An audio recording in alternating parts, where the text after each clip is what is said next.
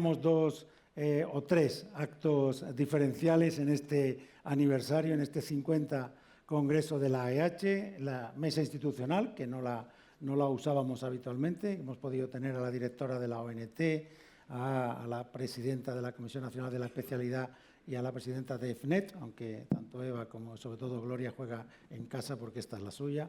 Y ahora tenemos esta mesa de los hitos. Queríamos destacar, ¿no? En este caso habíamos pensado en cinco hitos de la historia de la AEH y queríamos, bueno, pues reunir a sus protagonistas, pero que protagonistas somos todos, que podíamos haber sido cualquiera y que la decisión pues, fue un poco fruto del azar y de una tormenta de ideas en un momento, bueno, pues creativo y de interés.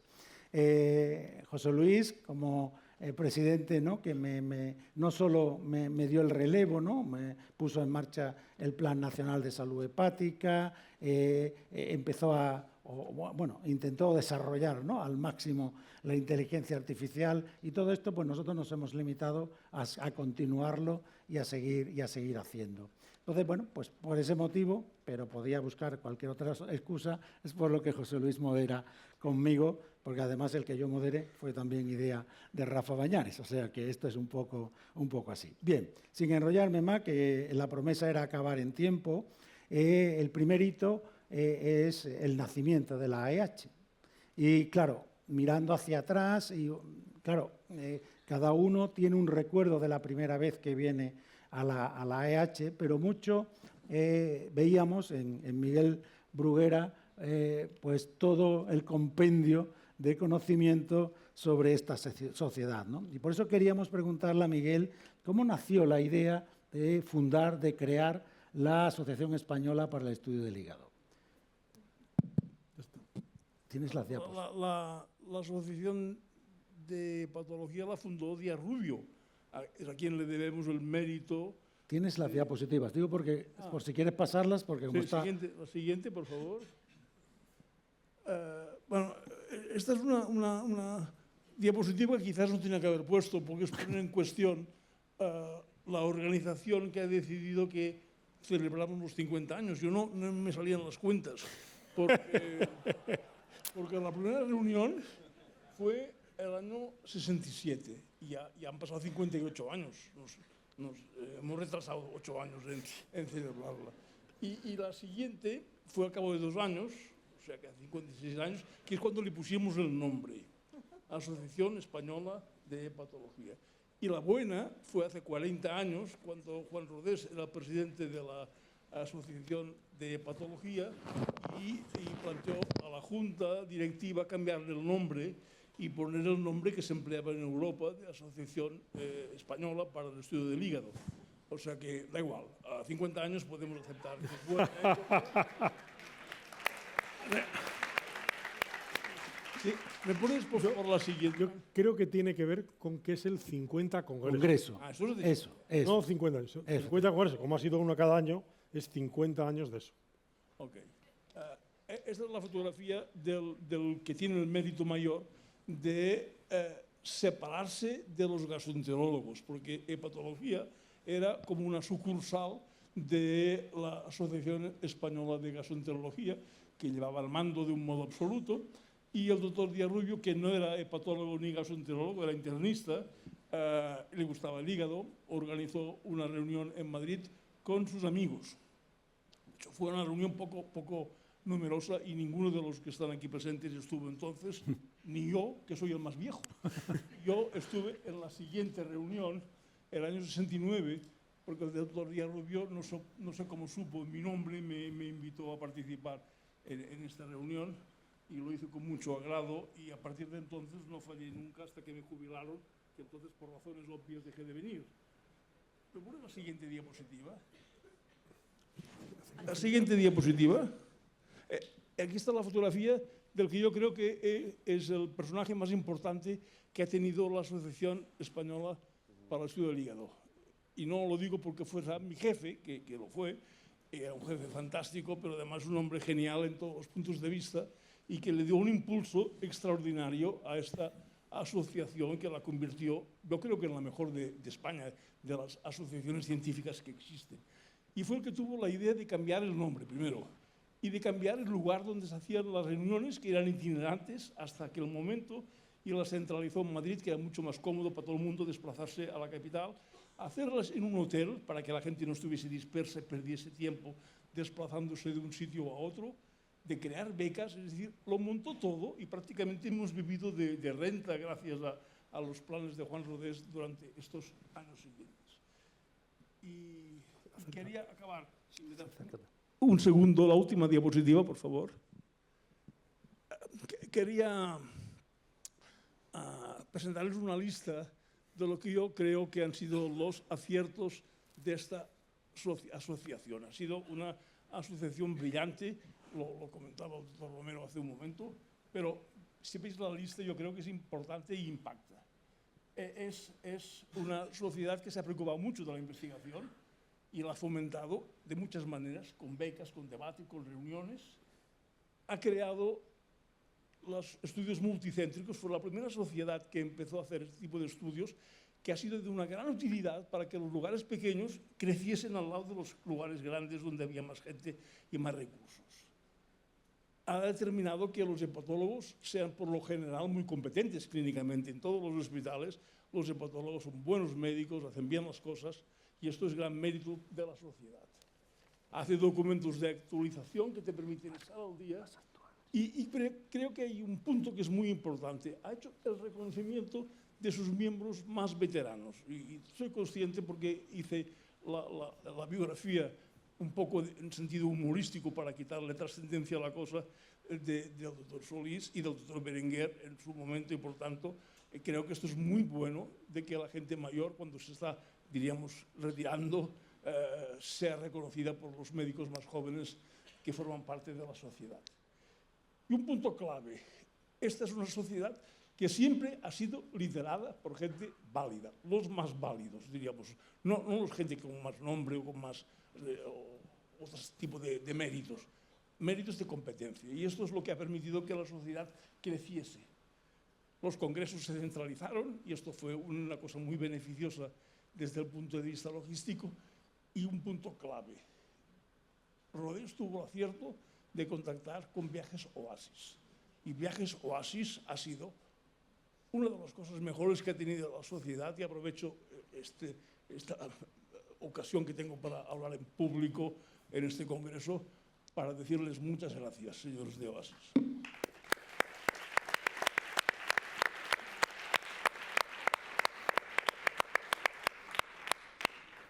Otro de los hitos que esta sociedad celebra es precisamente el 40, creo que este caso es así, aniversario del primer trasplante hepático en España. Evaristo, ¿cómo recuerdas esos años iniciales del trasplante? Bueno, esos años iniciales del trasplante fueron duros, maravillosos, pero era algo que nos unía mucho a los hepatólogos y a los cirujanos porque los cirróticos, ¿os acordáis?, se morían todos. Después de trabajar muchísimo vosotros con ellos, incluso nos atrevíamos a operar las varices esofágicas, y a pesar de eso se morían los pacientes. Y el trasplante supuso un revulsivo. Y los equipos que empezábamos a hacer el trasplante, empezamos con el experimental, empezamos a trabajar junto con hepatología, con anestesia, sobre todo, que eran los servicios más implicados. Y sí que es verdad que fue algo que cambió los hospitales, cambió las UCIs, cambió anestesia, formó cirujanos con una capacidad tremenda de resolver politraumatismos que antes se morían y que ahora tienen una formación con las extracciones multiorgánicas, con manejo de grandes vasos, de aorta, de cava, formó a internistas, formó a digestivos en enfermos súper graves, las unidades de cuidados intensivos. Yo creo que fue un revulsivo. El trasplante ha sido un revulsivo, a lo mejor para nuestros gerentes ha sido malo porque le hemos provocado gasto y los pilares de los hospitales se han movido, pero sí que es verdad que ha sido algo maravilloso, ¿no? ¿Podemos poner la siguiente diapositiva? Evaristo, esa es la tuya, cuando tú digas. Sí, La siguiente. Pones ahora, sí. Bueno, esto es simplemente para decir, esto es el monumento probablemente el único al hígado. Este lo tenía Thomas Stals, que se lo pasé yo, que está en Ferrol, en una aldea en Balón, que es un monumento que pone "O fígado se da vida", en el cual dice que el hígado regenera, el hígado da vida de nuevo. Y es un poco la persona que muere y la persona que vive gracias al trasplante de hígado, ¿no? Es una diapositiva muy bonita. No sé si está la siguiente diapositiva, no sé si estaba Manolo. Sí, ha ido. Ahí. ¿Me pasa, por favor? Esa. Bueno, esta diapositiva le tengo un gran cariño porque la tomé hace muchos años en Caño de Meca, donde yo procuro veranear en Cádiz. Y al hacer la foto vi ya esto, vi esta imagen, que hemos volado solos muchos años, en contra del hospital muchas veces, de los hospitales. Pero gracias a esto se ha conseguido que haya hoy en día 35.000 enfermos trasplantados de hígado en España. Muy bien, la verdad que sí. Manolo, si me permites... Te toca. No, ya, me vas a hacer... No sé lo que... Pero si me permites, tener un equipo de trasplante le da calidad a un hospital. Es realmente un indicador indirecto de ser un centro de calidad. Y esto es una cosa que yo creo que es verdad que todas las unidades de trasplante han traído calidad y han movilizado, o sea, a tantas unidades dentro del hospital que realmente es que ahora ya no es hepatólogos y cirujanos, es que ahora es que somos tantas personas que colaboramos. Así es, ¿no? Yo creo que la experiencia cuando visitas cualquier centro te das cuenta cómo el trasplante hace que mejore la cirugía hepática, la biliar, cómo mejora todo el hospital, ¿no? Y los resultados en salud, claro. Entonces, un apunte. Quiero, por supuesto, a Carlos Margarí y Eduardo Jorrieta, que fueron los primeros en trasplantar el hígado, pero si miráis los anales de la Sociedad de la AEH, Carlos Margarit y yo fuimos durante muchos años miembros de la AEH, únicos cirujanos que nos ponían a parir. Él de Barcelona y yo de Santiago. Y veníamos y éramos socios durante muchos años hasta que falleció desgraciadamente en el 2005 Carlos. Fuimos miembros de la AEH, 2 cirujanos. Sí. Charco ha puesto esta mañana en su charla, su clase durante el curso de posgrado, ha puesto una serie de fotos y ha hecho un recuerdo a estos 40 años absolutamente emotivo y bueno, por supuesto estaba Carlos como su maestro y como iniciador del trasplante en España, ¿no? Y entonces, Marina, en este momento en el que nos estamos moviendo, ¿qué papel crees tú que tiene que hacer la AEH para asumir los retos futuros del trasplante hepático? Hombre, fundamentalmente yo creo que un aspecto muy importante es siempre la colaboración, trabajar en colaboración. Tenemos una Sociedad Española de Trasplante Hepático que realmente se ocupa en estos momentos pues mucho de los trabajos que hacemos relacionados a los aspectos hepatológicos con el trasplante. Entonces yo creo que colaborar estrechamente entre la Sociedad Española de Trasplante Hepático y la AEH creo que es fundamental para unir esfuerzos y pues mejorar seguramente los resultados. Muy bien, perfecto. Otro de las características de esta sociedad ha sido siempre contar con innumerables personas que han sido no solo líderes nacionales, sino líderes internacionales de su área, ¿no? Y hemos querido destacar el papel que ha tenido de liderazgo Jordi en el hepatocarcinoma a nivel mundial, ¿no? Como miembro activo de la sociedad, tener al autor de las guías americanas de tratamiento y diagnóstico del cáncer, haber establecido un algoritmo que es el que utiliza todo el mundo, referencia desde el Hospital Clínic. ¿Cómo has visto el papel que la AEH ha tenido en ese liderazgo del hepatocarcinoma en España? ¿Cómo ha sido tu relación con la AEH? ¿Cómo has promocionado el tema del hepatocarcinoma entre los hepatólogos aquí? Yo diría que la AEH ha sido, digamos, la casa donde se ha desarrollado toda la actividad alrededor de cáncer de hígado en este país. Y ahora todo el mundo, hay mucho más cáncer, el BCLC se hizo famoso por el esquema, pero cuando empezamos en Barcelona con la doctora Bru, que empezamos en el 85, básicamente se anunció que sería un fracaso nuestra carrera. Porque el cáncer no existía, no se podía diagnosticar, cuando se diagnosticaba se morían, por tanto no valía la pena hacer nada. Y de hecho, Juan Rodés, que como ha dicho Miguel Bruguera, era un gran líder que promocionaba a la gente, me dijo, es que si no publicas no estarás cómodo. Y entonces yo me dediqué a esforzarme y a crear toda una manera de trabajar que primero empezó en el hospital, involucrando cirujanos, patólogos, todo tipo de especialidades involucradas. Y esto fue saliendo en la AEH de manera progresiva, tenía más presencia en los meetings y comunicaciones, porque al inicio había poca actividad en cáncer de hígado. Había el grupo de Jesús Prieto, que ahora lleva Bruno Sangro, Gonzalo Miño en Córdoba hacía alguna cosa, y en Barcelona empezamos nosotros. Pero costó permear de que el cáncer existe, se puede diagnosticar y se puede tratar, ¿no? Entonces fue una cosa progresiva que cambió a medida que se hacían avances en los tratamientos, y un evento posiblemente definitivo fue cuando se generaron las primeras guías de cáncer de hígado en España. Ya habíamos hecho las europeas y las americanas y las de la World Organization, pero hicimos un meeting en Santander y de aquello salió una guía e involucramos lo que era el modelo de funcionar, liderado desde la ADH, involucrando oncólogos, radiólogos, cirujanos, y aquello fue exitoso, se publicó en Medicina Clínica para que no fuera en la parroquia propia, y además se aceptó como guía de práctica clínica en el Sistema Nacional de Salud. Y yo diría que esto es un éxito de la AEH, que se renovó y las guías se han ido renovando.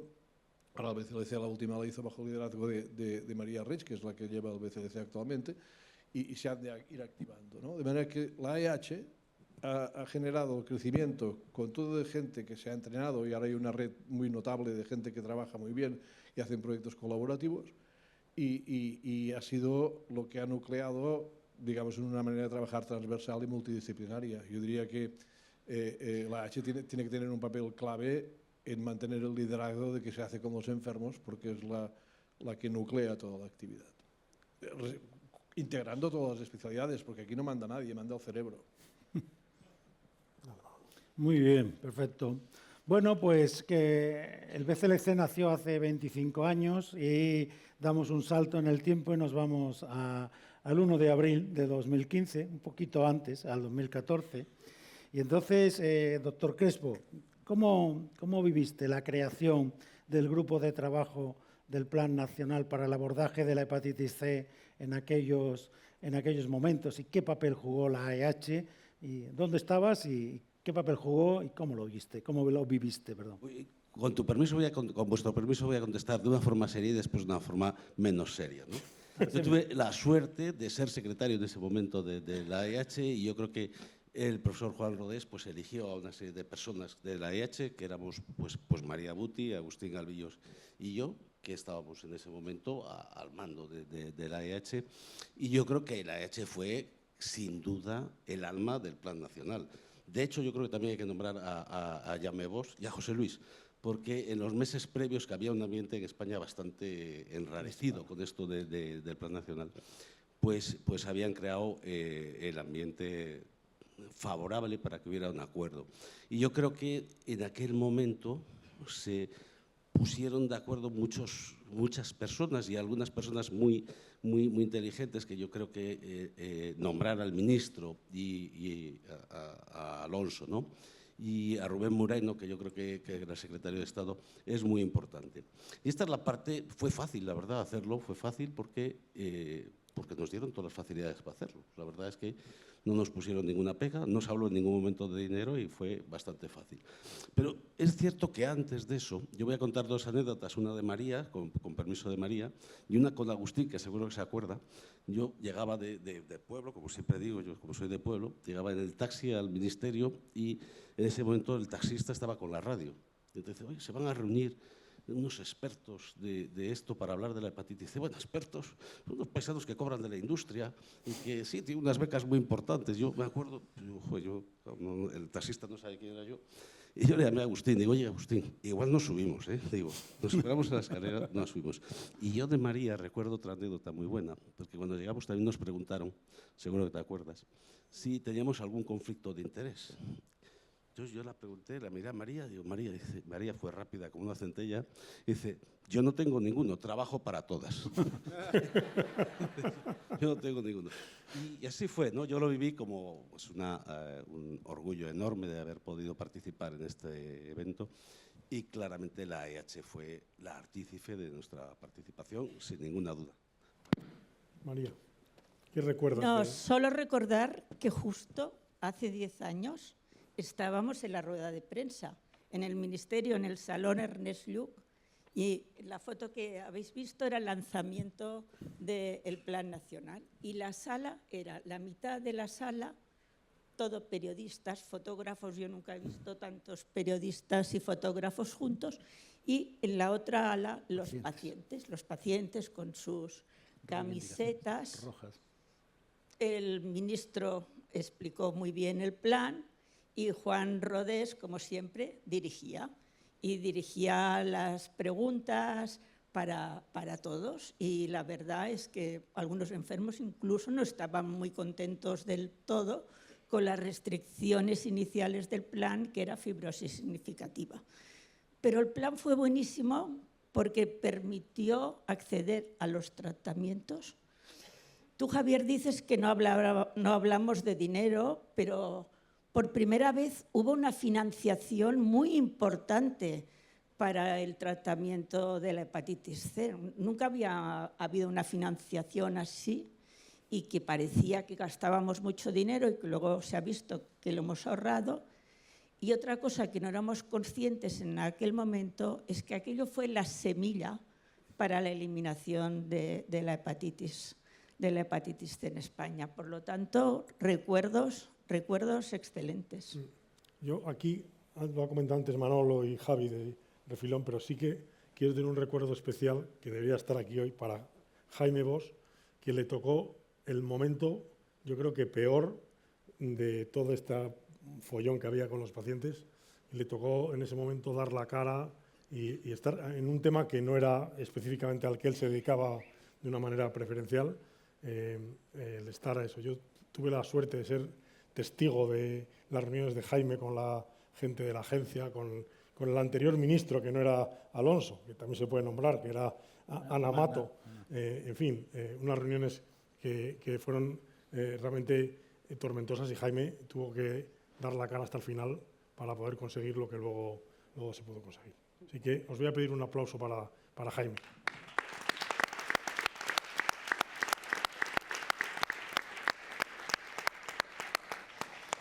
Muy bien, bueno, yo creo que ha quedado, ¿no? Pero yo siempre que he visto la AEH y he pensado las decisiones que se han tomado, ¿no? El hacer una sociedad absolutamente europeísta, ¿no? Copiando el logo y cambiando las letras acorde con lo que había que transmitir. Y siempre creo que todos hemos tenido el placer y el gustazo de ver trabajar a Juan Rodés, de verlo trabajar de cerca y de cómo todas sus decisiones iban transformándose en una energía de crecimiento de la AEH. Pero esa sabia decisión de decidir que era la AEH la que iba a liderar el plan estratégico para el abordaje de la hepatitis C, en un momento de reconocimiento de estos hitos, creo que es absolutamente clarividente y que realmente, al final, es lo que nos ha puesto donde estamos. Somos lo que estamos diciendo que somos, pero desde luego ahí hay un salto de calidad a la hora de refrendar la capacidad que tenemos, el potencial que tenemos de hacer las cosas mejor que nadie, ¿no? Todavía te queda otra a ti y otra a María, pero te doy la palabra. No, yo por seguir el hilo que has abierto, yo creo que el plan, ayer lo hablaba contigo, nos ha hecho ser maduros para abordar otros planes. Y yo creo que ahora tenemos una responsabilidad enorme para abordar un plan de tratamiento de los pacientes con esteatosis hepática metabólica, un plan sensato, un plan que estratifica a los pacientes, un plan basado no en el tratamiento de la obesidad, sino en el tratamiento de las personas que tienen adiposidad y que tienen una patología orgánica. Sabemos cómo hacerlo, sabemos y tenemos que liderarlo. Yo creo que esto es muy importante. Pero, Manolo, no hemos acabado todavía el trabajo de la eliminación de las hepatitis virales. Necesitamos a toda la gente joven de esta sala que participe, porque son más imaginativos que nosotros, porque tienen otra tecnología, tienen otras herramientas.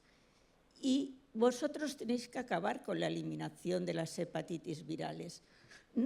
A mí no me gusta oír, no, lo de las hepatitis ya está solucionado, no existe, ya no es importante. No, continúa siendo importante y debemos acabar el trabajo. Si no lo acabamos, como dice Jordi, si no lo acabamos, si no lo publicamos, es como si no lo hubiésemos hecho. Estamos haciendo mucho énfasis en lo que sería práctica asistencial. Y yo creo que el liderazgo de la ADH, de la hepatitis o el cáncer o en lo que se quiera, viene asociado, viene condicionado por la actividad científica. Y en el plan de la hepatitis hubo una actividad de investigación potente, en el cáncer ha habido investigación. O sea, la autoridad moral no solo la concede el que sepas más que los demás, sino que tienes números, datos, y con esto te acompaña los argumentos. Y sin esto no se consigue. Jaime ha dejado esto filmado, pero yo quiero señalar que la mayor parte de grupos potentes de ADH están en el ciber, de enfermedades hepáticas y digestivas. Y si no hay más es porque hay una limitación de números, pero los grupos de hígado son, digamos, potentes y lideran el ciber de enfermedades hepáticas y digestivas. Y esto es también mérito de la ADH. Veía que nadie decía nada y me parece que era oportuno está claro. mantenerlo. Está claro que además en el plan nacional ha habido no solo un liderazgo que ha permitido tratar 150.000 pacientes, sino que ha colocado a España durante muchos años en el top mundial en publicaciones de hepatitis C en todas las revistas internacionales. Y yo creo que una de las cosas que ha dicho el doctor Burguera antes, de que esta es una de las mejores sociedades científicas de España, y creo que uno de los méritos importantes de la AEH es que ha habido una continuidad entre todas las juntas directivas espectacular. Es decir, prácticamente sin hablar, la mayor parte de la gente ha continuado. Muchos de los proyectos que ha presentado Manolo eran proyectos que empezó Rafa. Los registros se empezaron en la época de que fue Rafa presidente y ahora resulta que es una parte importante. Es decir, todas las juntas no ha habido ninguna disrupción, ningún cambio de rumbo de la sociedad. La sociedad ha sido siempre, yo siempre digo, como un transatlántico, en el cual el que está al frente lo que tiene que hacer es no moverlo demasiado, no va a ser que se choque contra alguna cosa. Es decir, que ha habido una continuidad importante. Otra de las cosas importantes que ha tenido la sociedad, y ligando con lo que ha dicho Jordi, ha sido que ha liderado también la investigación translacional en España. Chus, ¿qué papel crees que ha tenido la AEH en el impulso de la investigación translacional en España? Bueno, yo creo que es fundamental, ¿no? Sobre todo en los últimos años. Quizá hace 15, 20 años este congreso no nos sentíamos muchas veces los investigadores más básicos parte de él, ¿no? Y a partir de la acción de gente previa y de las juntas que han formado en los últimos años se le ha dado mucho más visibilidad, muchas más acciones para que participemos, ¿no? Y verdaderamente colaborar en muchos eventos, ¿no? Y yo creo que esos encuentros básico-clínicos son fundamentales para colaborar y para avanzar. Parece clave. ¿Puedo decir voy a comentar una cosa. La verdad es que es una cosa que la Española de Hígado ha ido fomentando y recientemente con esas sesiones que se hacen, pero yo creo que es parte integral de la Española. Yo recuerdo de residente salir cuando estaba en unas sesiones y entonces Rodés me pilla y dice, ¿dónde vas? Y yo digo, bueno, es que yo de esto no entiendo nada. Dice, me cogió para adentro porque si no entiendes esto luego no puedes entenderla. Y, yo creo que esto ha sido también parte de lo que es esta sociedad. Sí, es fundamental, ¿no? La colaboración básico-clínica y sin duda el aporte clínico se debe en gran medida a la investigación básica previa hecha por investigadores básicos y clínicos, ¿no? En muchos casos también, ¿no? Y yo quisiera un poco también resaltar estos avances que ha habido en la patología a nivel de investigación básica, que en España hay muy buenos grupos, a dos pilares fundamentales, ¿no? Yo creo que el desarrollo tecnológico y la innovación en los modelos animales y experimentales ha sido clave en el avance de la investigación científica, no solo en hepatología, sino en general. Si miramos hace 25 años, yo cuando empezaba la tesis, se hacía la secuenciación de nucleótidos de fragmentos pequeños en gel, nucleótido a nucleótido. O sea, esto era una cosa inviable en ese momento, era prehistórica, ¿no? Aunque nos parecía que era aquello, vamos, no va más. Ahora mismo se hace secuenciación en célula única de manera tridimensional, de una manera muy barata y muy rápida, ¿no? Entonces, esto, claro, es una cosa inimaginable hace 20 o 25 años, ¿no? Y no solo de la transcriptómica, la proteómica, la metabolómica, y luego, claro, ¿cómo entiendes los datos? Viene la inteligencia artificial, ¿no? Entonces, eso crea una serie de oportunidades tremendas, ¿no? Eso junto con el desarrollo de nuevos modelos experimentales, que también ha sido espectacular. Hace 20 años los estudios que se hacían eran principalmente fisiológicos. Eran ratas, canularlos, estudios de flujo biliar, estudios de entender un poco el funcionamiento del hígado, ¿no? Ahora hay modelos súper personalizados, diferentes, con perfiles mutacionales, y tener esos datos clínicos, ómicos y experimentales nos acerca mucho más a entender si los modelos que utilizamos se parecen a ciertos pacientes o no de cara a tratamientos personalizados. Pero a mí me gustaría incidir que estos datos ómicos, que ahora es muy, pues todo el mundo habla de ello, ¿no? No nos tienen que quitar el foco de lo importante. En la investigación básica creo yo que son los estudios mecanísticos, que verdaderamente son los que demuestran. Lo otro son muchas asociaciones que muchas veces ni se entienden, ¿no? Que pueden ayudar a guiar, a poner el foco, pero es fundamental hacer estudios funcionales para verdaderamente probar los conceptos, ¿no? Muy bien, la verdad, Chus, cuando yo llegué a la EH obviamente era un hepatólogo, bueno, no era hepatólogo, era residente y obviamente solo hacía clínica, ¿no?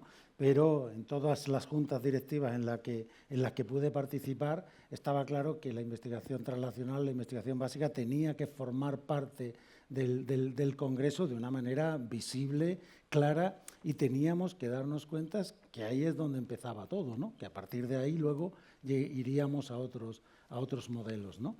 ¿Qué crees tú que hay que preparar para el futuro, para seguir ahondando en esta integración absoluta, de forma que nadie distinga entre la investigación clínica y básica, ¿no? Sí, yo creo que sobre todo promover proyectos colaborativos, ¿no? Acercar al investigador básico al clínico. Yo tengo la suerte que trabajo en un centro hospitalario y al final pues el grupo es verdaderamente multidisciplinar. O sea, nos juntamos habitualmente, discutimos los problemas clínicos, intentamos buscar investigaciones muy asociadas a la pregunta clínica, ¿no? Quizá pues, investigadores que igual están más en la universidad tienen esto más difícil o tienen que buscar puentes de unión, y yo creo que esta asociación permite eso, ¿no? El encuentro entre personales muy diferentes. Uno está en el hospital con unos problemas que son diferentes al que se plantea el investigador básico, pero yo creo que un aspecto importante es que el clínico te pone el foco de lo importante, ¿no? Yo recuerdo cuando hice el postdoc, siempre me acuerdo de una frase de Nick LaRusso que dijo, bueno, que le gustaba mucho la investigación básica y creía fielmente en eso. Decía, hay muchas cosas importantes, pero menos, o sea, hay muchas cosas interesantes, pero hay menos importantes, ¿no? Hay que centrarse en las importantes, ¿no? Cuando ves tantas interesantes, bueno, ¿cuáles son las importantes para el paciente, ¿no? Y luego, pues el resto ir avanzando, ¿no? Y bueno, yo creo que lo que se ha hecho en los últimos años aquí, ¿no? De nuevo, ¿no? De integrar a investigadores básicos en la Junta, ¿no? Que siempre pues, aportan ideas, ¿no? Y ven el punto de vista científico, ¿no? Dentro de la Junta, creo que es clave y bueno, pues este año justo en la Junta anterior había 2 investigadores básicos, ¿no? De mucha calidad, ¿no? O sea que yo creo que mantener esto también. es importante. Y en la nueva también. Y ahora también. María, una de las fortalezas que ha tenido la EH ha sido la política de becas, que ha permitido que mucha gente pudiera viajar fuera, formarse. ¿Cómo crees que esto ha impactado en el nivel de la patología española? Sí, yo creo que es fundamental. Con todo lo que se ha mencionado, ¿no? de la calidad de la hepatología en España y de los hepatólogos que forman esta sociedad, las becas tienen un papel fundamental, ¿no? Yo creo que como receptora de 2 de estas becas, tanto desde el punto de vista personal como desde el punto de vista académico, te da la oportunidad de crecer de forma exponencial, ¿no? De vivir experiencias que si no hubieras estado fuera o si no hubieras podido dedicar tiempo para enfocarte a hacer alguna cosa específica, nunca hubieras podido. Yo creo que lo que vivimos nosotros en el hospital por lo menos es un antes y un después, ¿no? El que ya se ha ido fuera ya tiene la posibilidad de pues, poder tener tu propia línea de investigación, desarrollarte más, tener más visibilidad. O sea, yo creo que desde el punto de vista personal es totalmente enriquecedor, ¿no? Te permite conocer pues, otros aspectos diferentes de la investigación o de la asistencia, el que va a ser una beca asistencial, ¿no? Desde el punto de vista de investigación, pues tener contacto con un laboratorio, ¿no? Ver cómo piensa un básico, cómo desarrolla el pensamiento totalmente diferente al de un clínico, es súper enriquecedor, ¿no? Y yo creo que te hace mejor clínico, poder dedicar un tiempo específico a formarte como investigador. O sea que yo creo que esto ha contribuido un poco a la grandeza que tiene la asociación. Muy bien. María, ¿y cómo ves el futuro desde el punto de vista de la imagen, de la diseminación, de las publicaciones? ¿Cómo debería la AEH gestionar esa relación con gastroenterología y patología como revista, pero más allá de la revista, ¿no? ¿Cómo nos aconsejarías o cómo dibujarías en tu mente algo que pudieras hacer en el futuro para expandir, ¿no? esta sociedad en ese sentido? Yo lo primero es otra vez fortalecer la importancia del trabajo en equipo, ¿no? Del trabajo en grupo y trabajo colaborativo, ¿no?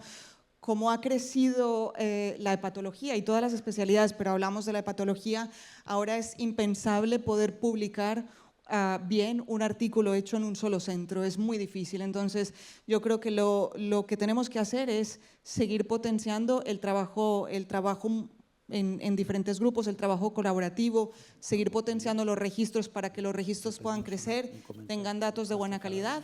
Y después de eso, pues hablando específicamente de gastroenterología y hepatología, intentar que la Junta potencie un poco o que la sociedad potencie un poco la publicación de artículos importantes, ¿no? Artículos importantes que se generen dentro del núcleo de la sociedad, porque es la única manera en que la revista puede crecer, ¿no? Yo lo veo desde GTECU, por ejemplo, que hace este trabajo de una manera, bueno, extraordinaria, ¿no? Todo lo que se produce son estos trabajos colaborativos, estos documentos de posicionamiento, pues intentar que se publiquen en la revista y yo creo que tenemos que buscar estrategias para desde la Junta o desde la sociedad ayudar a que la revista también tenga un poco más de visibilidad, porque al final es el órgano de publicación de la AEH. Muy bien, perfecto. Bueno, pues tomamos nota. De todas formas, como tú lo tienes tan claro, seguro que vas a poder seguir dirigiendo todo ese camino, ¿no? Yo, bueno, creo que estamos en tiempo. Es verdad que estábamos muy preocupados con el tiempo y cada vez que me he encontrado con el doctor Bruguera siempre me ha dado una alegría, ¿no? Esto es una anécdota que a lo mejor estoy ganando demasiado protagonismo, pero un día comíamos aquí en Madrid y me preguntaba, oye, Manolo, tengo un caso de un LPAC. Y yo me quedo así mirando y digo, pero Miguel, no tenía ni idea lo que era un LPAC hace años, ¿eh? Y entonces Miguel me explica la clínica de su paciente y yo me doy cuenta que mi paciente que me estaba quitando el sueño, tendría un LPAC y luego lo tenía a la postre, ¿no? Pues hoy ha sido ya el culmen. Me he enterado que la AEH nació en 1967. Claro, algunos de aquí saben que el presidente nació en 1967. Con lo que a mí nadie me podía haber hecho un regalo más maravilloso que saber que estábamos confundidos con el 50 y que resulta que la AEH había nacido el mismo año que yo. La verdad que te lo agradezco muchísimo que hayas venido, Miguel. Has sido siempre un referente, un faro para aprender, ¿no? A hacer las cosas bien y que, bueno, ha sido esto un sueño hecho realidad. Os lo agradezco de verdad. Evaristo, con todos sus paseos de Córdoba a Santiago, Marina peleando desde muy pequeñita con todo, bueno, pues para hacerlo o para tener lo que tiene, ¿no? Una unidad absolutamente excelente de trasplante hepático. Javier, de verdad, es verdad que me has agradecido que la Junta te invitase, pero para nosotros es un honor. Vivimos muy de cerca cómo te tomaste el plan y lo hiciste por la noche, lo escribiste solo. Alguna vez nos preguntaste alguna cosa, pero fue un trabajo que asumiste de manera clara, ¿no? Y bueno, Jordi, la verdad es que felicidades. Muchas gracias por todo. La verdad que eres el foro internacional, el faro, ¿no? Internacional. Cuando uno va por el mundo, busca una luz y allí está Jordi, así que maravilloso, ¿no? María, ya me he puesto así, esto no estaba preparado, pero bueno, otro faro, a lo mejor un poco más europeo todavía que Jordi, pero ha sido capaz, ¿no? de abrir tantas puertas y de hacer que esta H creciese de manera espectacular. Y bueno, aquí María y Chus, que creo que son dos magníficos exponentes de que el futuro de la hepatología no puede estar en mejores manos y que seguro que de una forma o de otra vais a seguir haciendo que la AEH continúe, ¿no? nada, no puedo dejar de agradecer a José Luis Calleja que, bueno, pues que tuviese, ¿no?, el gesto maravilloso de amigo, de buen amigo que es, porque la AEH gestiona y fabrica grandes amigos, amigos inolvidables, que comparten experiencias y que si uno empieza a sumar los años que tiene la AEH, pues se da cuenta que ha pasado una parte muy importante de su vida y que cuando no está en el Congreso sigue haciendo su vida dentro de la AEH. Así que muchas gracias y ya que me he puesto bucólico, cerramos aquí la mesa de los hitos y ahora a divertirnos, que tenemos que ser como los de la AEG como mínimo, que tenían de nosotros una idea de que éramos gente aburrida y para nada. Así que a bailar.